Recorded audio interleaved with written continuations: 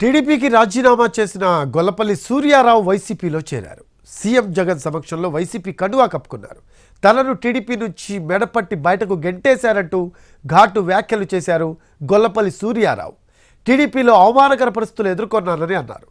అవమానాలు ఎదుర్కొన్న తనను వైఎస్ జగన్ హక్కున చేర్చుకున్నారని చెప్పారు. తన విషయంలో చంద్రబాబు ఘోర తప్పిదం చేశారని, అమలాపురం పార్లమెంట్ ఇస్తానని చెప్పి మోసం చేశారన్నారు.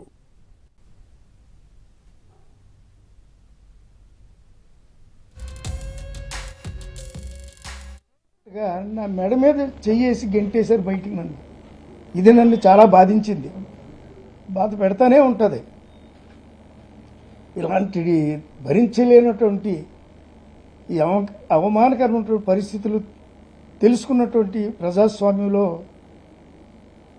నేటి జగన్మోహన్ రెడ్డి గారు వారు పిలిచి హక్కున చేర్చుకుని వారి పార్టీలో పనిచేయడానికి ఒక గౌరవప్రదమైనటువంటి స్థానాన్ని ఇచ్చారు. అందుకు వారికి ధన్యవాదాలు.